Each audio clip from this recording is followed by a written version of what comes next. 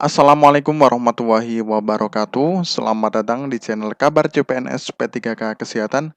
Semoga teman sejawat dilindungi oleh Tuhan Yang Maha Esa. Teman sejawat yang baru tahu channel ini, silakan subscribe dan bunyikan tombol loncengnya agar tidak ketinggalan informasi tentang kabar CPNS dan P3K yang terbaru. Oke teman-temanku sekalian yang berbahagia, ini ada sebuah informasi teman-teman ya. Nah, ini P3K Nakes ya, diumumkan alokasi kuota CPNS masih tunggu formasi teman-teman ya. Nah ini dari Suara NTB teman-teman ya. Nah ini sumbernya Mataram. Pemprov NTB mengumumkan kelulusan bagi 361 pegawai pemerintah dengan perjanjian kerja atau disingkat dengan P3K, tenaga kesehatan atau nakes ya. Pengumuman ini dilakukan setelah peraturan teknis atau pertek dari pemerintah pusat sudah keluar. Nah, meski demikian, dari 361 P3K nakes ini ada 2 tenaga honor yang masih belum diumumkan. Nah, ini karena masih ada kendala yakni belum ada pertek teman-teman ya, yaitu adalah peraturan teknis.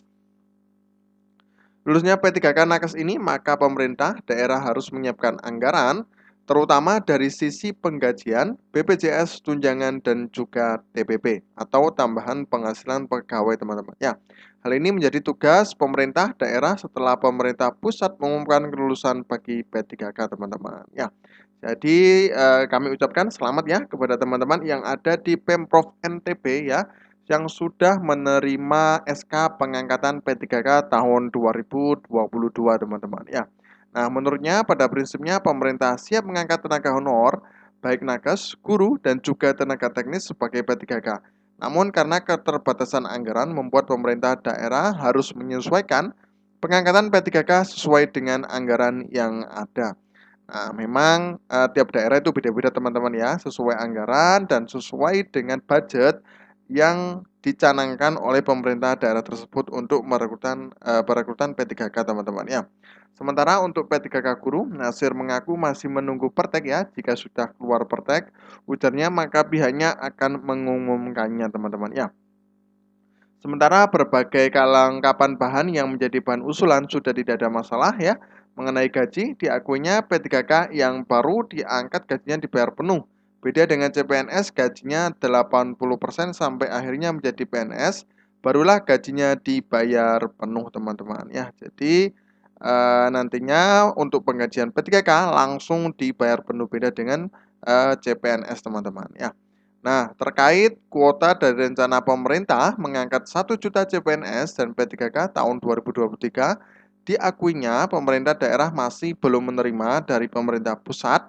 Menurutnya, sebagaimana halnya tahun-tahun sebelumnya, formasi penerimaan CPNS dan P3K untuk daerah dari pemerintah pusat turun pada bulan Juli dan Agustus. Kita masih tunggu dari pemerintah pusat, teman-teman ya. Jadi nantinya kemungkinan ya, molor-molornya ya Juni, Juli, Agustus itu sudah ada perekrutan P3K teman-teman ya. Sementara untuk CPNS melalui sekolah kedinasan atau IPDN formasinya ada 10 orang. Saat ini proses pendaftaran sudah ditutup dan jumlah pelamar untuk IPDN ini sebanyak 702 orang teman-teman ya. Pihaknya berharap penetapan jumlah formasi CPNS dan P3K bisa secepatnya diturunkan ke daerah, sehingga daerah bisa melakukan persiapan dalam proses pendaftaran hingga selesai teman-teman ya. Pemprov NTB mengusulkan penerimaan tenaga P3K sebanyak 2082, rinciannya P3K guru sebanyak 1335, P3K teknis sebanyak 222, dan P3K kesehatan sebanyak 525. Meski demikian, data yang diusulkan ini bisa berubah tergantung persetujuan dari Menpan RB teman-teman ya.